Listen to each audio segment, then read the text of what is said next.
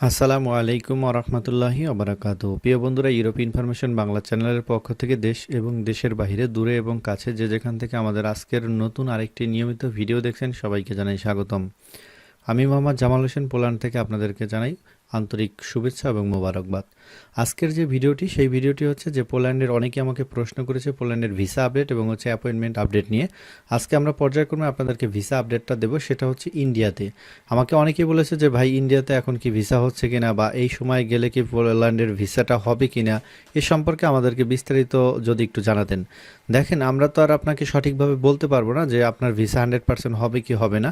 সেটা অনেকগুলো বিষয়ের উপর ডিপেন্ড করে হচ্ছে ভিসাটা হয়ে থাকে। সাধারণত ওয়ার্ক পারমিটগুলো এবং হচ্ছে আপনি কার মাধ্যমে ওয়ার্ক পারমিট নিয়েছেন, কোম্পানি আপনার সম্পর্কে ভেরিফিকেশন আপনার নেগেটিভ না পজিটিভ দিবে, সেই বিষয়গুলোর উপর ডিপেন্ড করে হচ্ছে ভিসাটা হয়ে থাকে, এবং আপনার ডকুমেন্টের উপর ডিপেন্ড করে ভিসাটা হয় সাধারণত। তো আমাদের ইন্ডিয়াতে আমরা গত ডিসেম্বর থেকে 2025 সালের ডিসেম্বর থেকে এখন বর্তমান হচ্ছে 2026 সালের ফেব্রুয়ারি পর্যন্ত যতগুলো কাজ আমরা করেছি, বা হচ্ছে আমাদের সাথে অনেকের কমিউনিকেশন হয়, যেহেতু আমরা অ্যাপয়েন্টমেন্ট নিয়ে কাজ করি এবং ফাইল রেডি নিয়ে কাজ করি, সেক্ষেত্রে আমাদের কাছে অনেকে অনেক প্রশ্ন করে থাকে। তো এই পর্যন্ত দেখলাম যতটুকু, যে ইন্ডিয়াতে যারা দাঁড়ায় তাদেরকে প্রত্যেককে 10 নম্বর রিজেক্ট এবং 8 নম্বর রিজেক্ট, এই দুইটা রিজেকশন বেশি দিচ্ছে বর্তমানে। 8 নম্বর রিজেকশনের মানে হচ্ছে যে আপনার কোম্পানি নেগেটিভ ভেরিফিকেশন দেওয়া হয়েছে, এবং কোম্পানি যে ডকুমেন্টগুলো আপনাকে প্রোভাইড করছে, বর্ডার গার্ড যখন হচ্ছে পোল্যান্ডের যেই কোম্পানি, সেই কোম্পানিকে ইনফর্ম করার পরে বলছে যে আমার লোক লাগবে না, বা সঠিক তথ্য আপনার পায়নি, যে ডকুমেন্টগুলো আপনাকে দিয়েছে কোম্পানি সেগুলোর সাথে আপনার আপনার তথ্যের সাথে গরমিল রয়েছে, যার কারণে হচ্ছে আপনাকে 8 নম্বর রিজেকশন দেওয়া হয়। এবং 10 নম্বর রিজেকশনটা হচ্ছে অ্যাভেলেবেল অনেককেই দেওয়া হয়, যে আপনি এদেশে আসার পরে অন্য দেশে চলে যাবেন, বা অন্য দেশে মুভ করার একটা চিন্তা ভাবনা আছে, এরকম হচ্ছে আপনার একটা রিজেকশন দেওয়া হয়। এই রিজেকশনটা হচ্ছে যে আপনার যদি কোম্পানি আপনাকে পরবর্তীতে সুন্দরভাবে লেটার দিতে পারে, গ্যারান্টি লেটার, অদ্বেত সিনিয়া, এছাড়াও আছে আরও অনেক ডকুমেন্ট আছে যেগুলো হচ্ছে ভিসা সাপোর্ট লেটারের মধ্যে দিতে হয়। এগুলো যদি প্রপারলি দিতে পারে, রিআপিল করলে ভিসা হয়। তবে ইন্ডিয়াতে বর্তমানে আপনার হচ্ছে ভিসা হচ্ছে না, সবাইকে 8 নম্বর এবং 10 নম্বর রিজেকশনটাই বেশি দিচ্ছে। এখন এটা হচ্ছে কারণ হলো, পরবর্তীতে আমরা দেখতে পেরেছি যে পোল্যান্ডে শত শত পারমিট, কিন্তু হাজার হাজার পারমিট উঠিয়েছে হচ্ছে পোল্যান্ড থেকে অনেকেই। আর এই একাধিক কোম্পানি পারমিট বিক্রি করতেছে, এবং অনেকেই একই ধরনের পারমিট দিয়েছে, যার কারণে হচ্ছে এই সব কোম্পানির ভিসাগুলো তো সাধারণত হচ্ছে না। আমি যতটুকু জানি এবং যতটুকু দেখতে পারছি, এগুলোর ভিসা হচ্ছে না। ইন্ডিভিজুয়াল যে সকল কোম্পানিগুলো, ধরেন একটা কেবাব শপ বা ওয়েল্ডিং সেক্টরের, ধরেন আপনার স্কিল ওয়ার্কার, সেই সকল পারমিটে ভিসা হওয়ার সম্ভাবনাটা অনেকটা বেশি থাকে সাধারণত। তবে এখন বর্তমান সময়ে পরিস্থিতি খুবই খারাপ হচ্ছে ইন্ডিয়াতে। আর সিঙ্গাপুরে এখন বর্তমানে একটু ভালো হচ্ছে ভিসা। সিঙ্গাপুরে আগেও ভালো হয়েছে, এবং বর্তমান সময়ে দেখতে পাচ্ছি যারা ইন্টারভিউ দিয়ে সুন্দরভাবে আপনার উপস্থাপন করতে পারে, এবং হচ্ছে আপনার কোম্পানিকে যখন ভেরিফিকেশন করা হয়, তখন হচ্ছে যদি সঠিকভাবে আপনার সকল তথ্যগুলো তারা মিলিয়ে সঠিক পায়, তখন হচ্ছে আপনাকে ভিসাটা প্রোভাইড করে থাকে। বর্তমানে হচ্ছে আপনার মিডল ইস্ট এবং এশিয়া মহাদেশের মধ্যে সিঙ্গাপুরে বর্তমানে পোল্যান্ড এম্বাসি ভিসা দিচ্ছে, এবং সিঙ্গাপুরে ভিসা হচ্ছে। আমি যতটুকু দেখেছি অনেকেরই ভিসা হচ্ছে সিঙ্গাপুরে, কিন্তু ইন্ডিয়াতে ভিসা হচ্ছে না। তবে সামনে দেখা যাক, কারণ এই বর্তমান সময়ে অ্যাপয়েন্টমেন্ট হচ্ছে আপনি অ্যাপ্লাই করার পরবর্তী সময়ের মধ্যেই কিন্তু পেয়ে যাচ্ছেন। এখন 2 মাস বা 3 মাসে অ্যাপয়েন্টমেন্ট পাওয়া যাচ্ছে ইন্ডিয়াতে, বেশি সময় লাগতেছে না।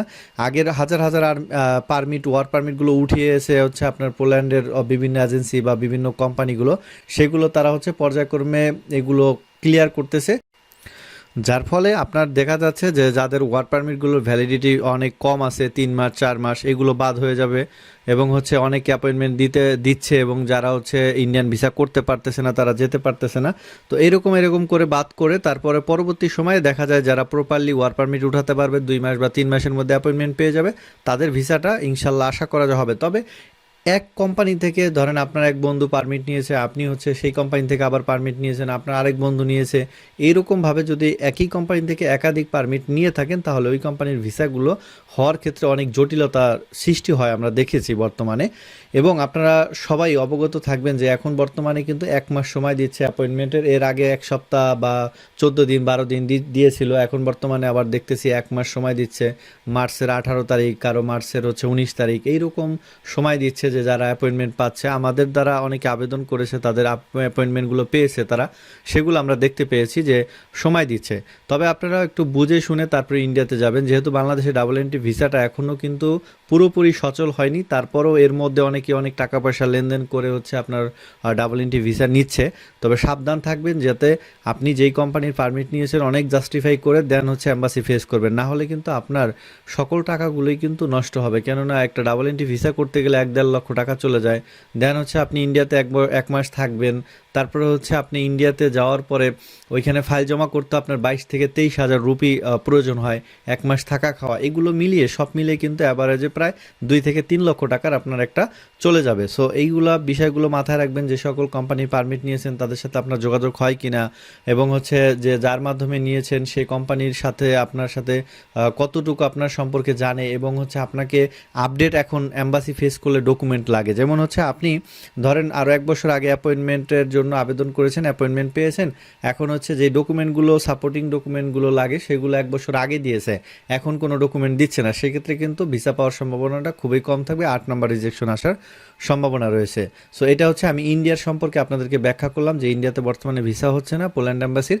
সামনে যদি আমাদের কাছে আবারও নতুন নিউজ আসে, ইনশাল্লাহ আপনাদেরকে আমরা নতুন নিউজ প্রোভাইড করার চেষ্টা করব। আজকের মতো এখানে ভিডিওটি শেষ করছি। আল্লাহ হাফেজ, আসসালামু আলাইকুম ওয়া রাহমাতুল্লাহি ওয়া বারাকাতুহু।